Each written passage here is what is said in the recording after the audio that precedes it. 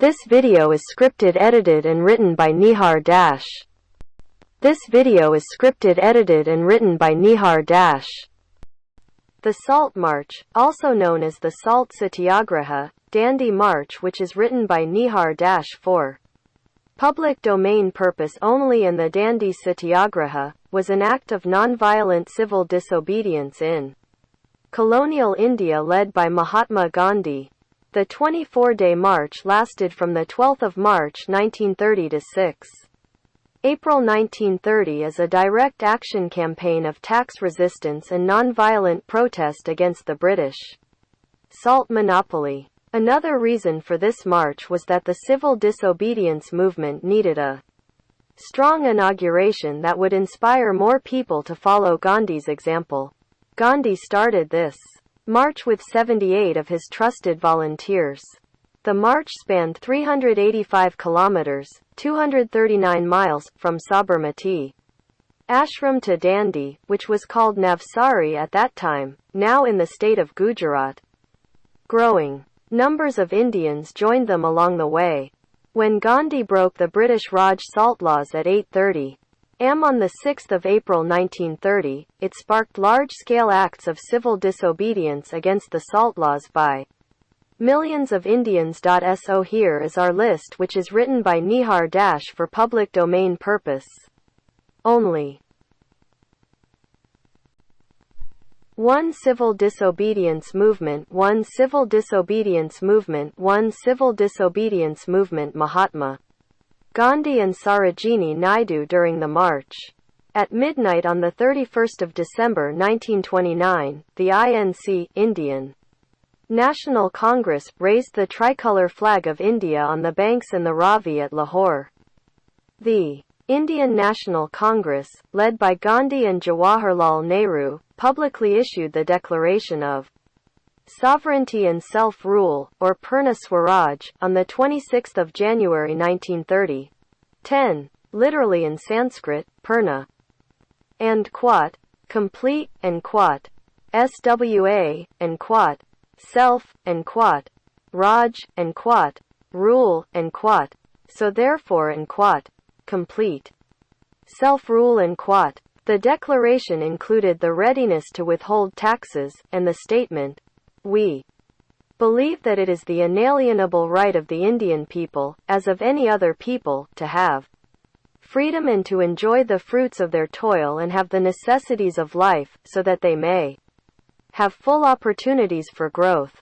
We believe also that if any government deprives a people of these rights and oppresses them, the people have a further right to alter it or abolish it. The British government in India has not only deprived the Indian people of their freedom but has based itself on the exploitation of the masses, and has ruined India economically, politically, culturally, and spiritually. We believe, therefore, that India must sever the British connection and attain Purna Swaraji, or complete sovereignty and self-rule." 11. The Congress Working Committee gave Gandhi the responsibility for organizing the first act of civil disobedience, with Congress itself ready to take charge after Gandhi's expected arrest. 12. Gandhi's plan was to begin civil disobedience with a satyagraha aimed at the British salt tax. The 1882 Salt Act gave the British a monopoly on the collection and manufacture of salt, limiting its handling to government salt depots and levying a salt tax. 13. Violation of the Salt Act was a criminal offense. Even though salt was freely available to those living on the coast, by evaporation of seawater, Indians were forced to buy it from the colonial government. 2. Choice of salt is protest focus. 2. Choice of salt is protest focus. 2. Choice of salt is protest focus. Initially, Gandhi's choice of the salt tax was met with incredulity by the Working Committee of the Congress. 14. Jawaharlal Nehru and Dibyalochan Sahu were ambivalent. Sardar Patel suggested a land revenue boycott instead. 15. 16. The Statesman, a prominent newspaper, wrote about the choice and Quat It is difficult not to laugh, and we imagine that will be the mood of most thinking Indians. And quote. 16. The British colonial administration, too, was not disturbed by these plans of resistance against the salt tax. The Viceroy himself, Lord Irwin, did not take the threat of a salt protest seriously, writing to London, and quote, "At present, the prospect of a salt campaign does not keep me awake at night." And quote. 17. However, Gandhi had sound reasons for his decision.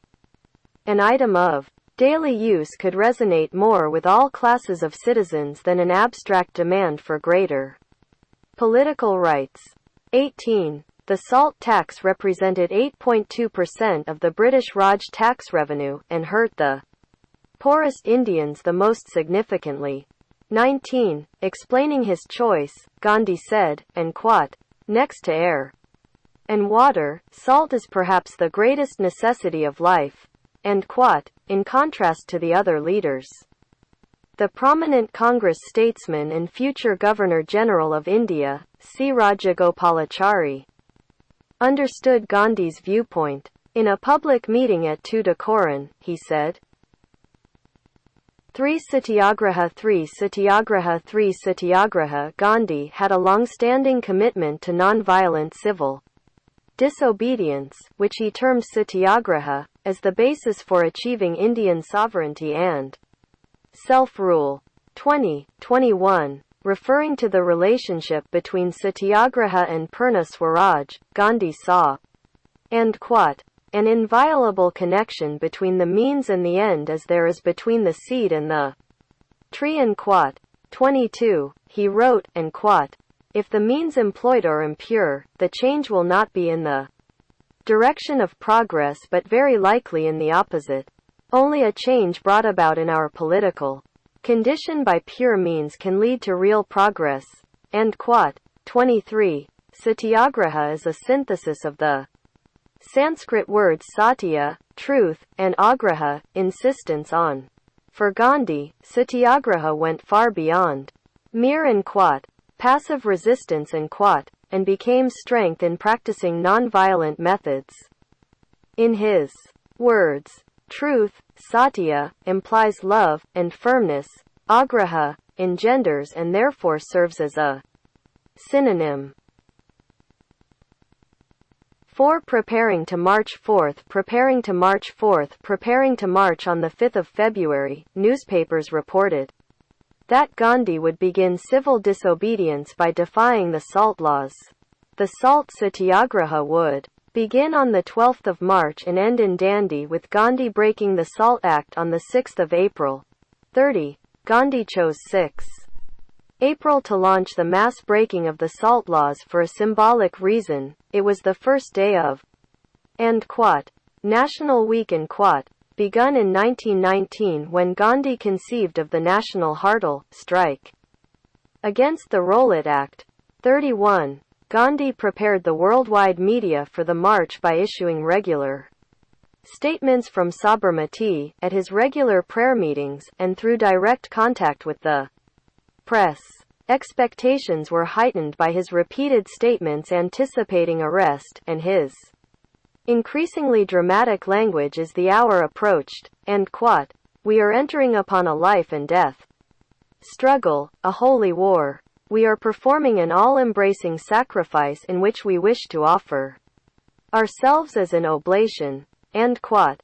32. Correspondence from dozens of Indian, European, and American newspapers, along with film companies, responded to the drama and began covering the event.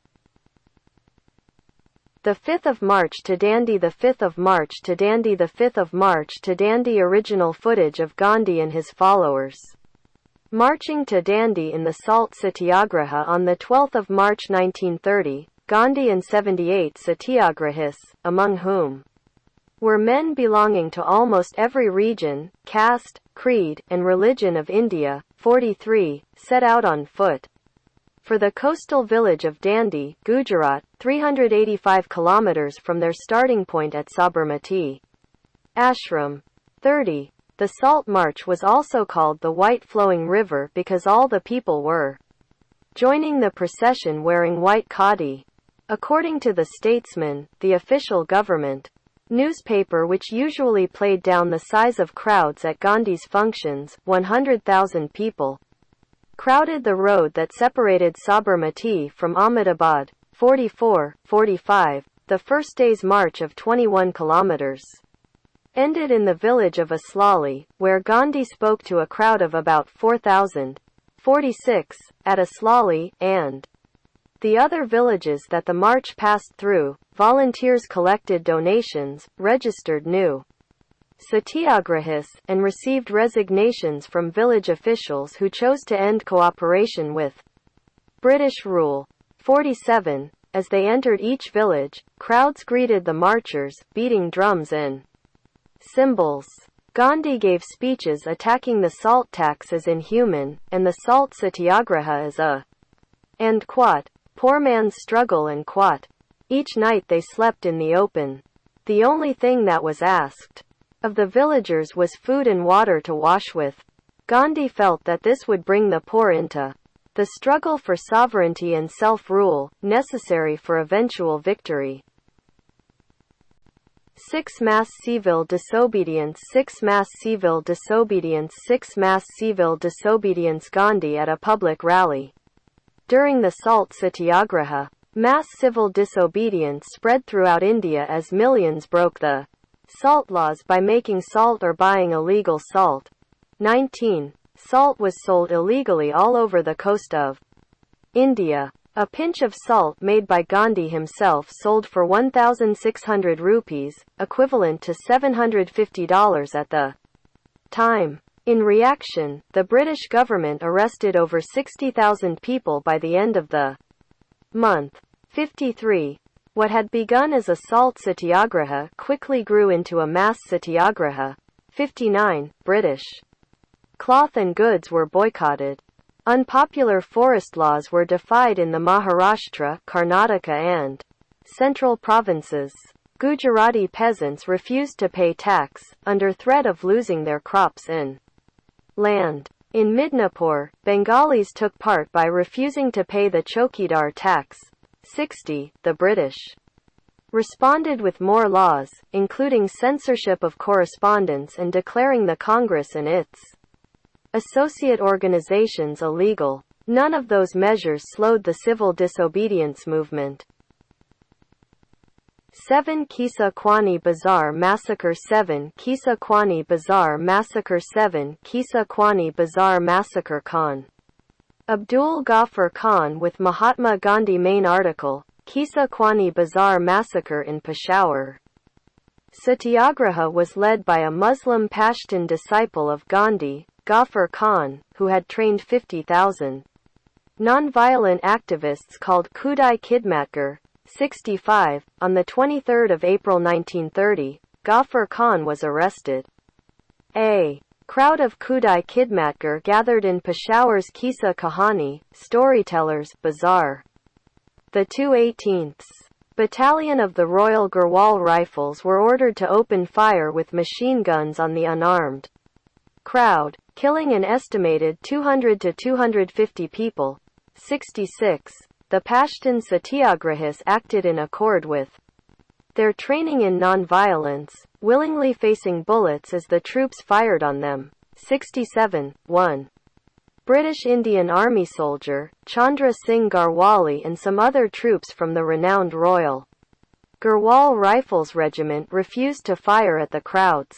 The entire platoon was arrested and many received heavy sentences, including life imprisonment.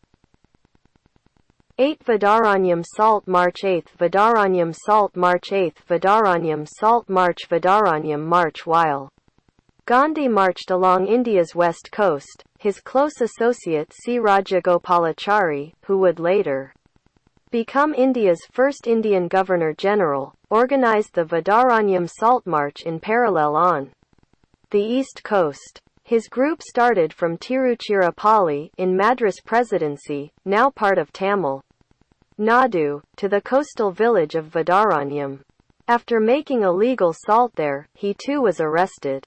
by the British. 9 women in civil disobedience. 9 women in civil disobedience. 9 women in civil disobedience. The civil disobedience in 1930 marked the first time women became mass participants in the struggle for freedom. Thousands of women, from large cities to small villages, became active participants in Satyagraha. 68. Gandhi had asked that only men take part in the Salt March, but eventually women began manufacturing and selling salt throughout India. It was clear that though only men were allowed within the march, that both men and women were expected to forward work that would help dissolve the salt laws.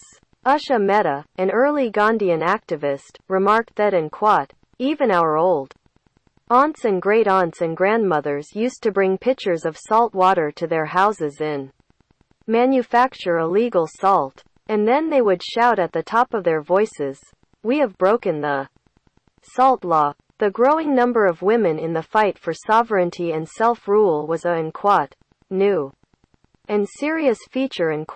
According to Lord Irwin, a government report on the involvement of women stated, "Thousands of them emerged from the seclusion of their homes in order to join Congress." 10 long-term effect. 10 long-term effect. 10 long-term effect. A 2005 stamp sheet of India dedicated to the Salt March. The Salt Satyagraha did not produce immediate progress toward dominion status. Our self-rule for India did not elicit major policy concessions from the British. 81, or attract much Muslim support. 82. Congress leaders decided to end Satyagraha as official policy in 1934, and Nehru and other Congress members drifted further apart from Gandhi, who withdrew from Congress to concentrate on his constructive program, which included his efforts to end untouchability in the Harijan movement. 83. However, even though British authorities were again in control by the mid-1930s, Indian, British, and world opinion increasingly began to recognize the legitimacy of claims by Gandhi and the Congress Party for sovereignty and self-rule. 84. The Satyagraha campaign of the 1930s also forced the British to recognize that their control of India depended entirely on the consent of the Indians. Salt Satyagraha was a significant step in the British losing that consent. 85. Nehru considered the Salt Satyagraha the high watermark of his association with Gandhi. 86, and felt that its lasting importance was in changing the attitudes of Indians.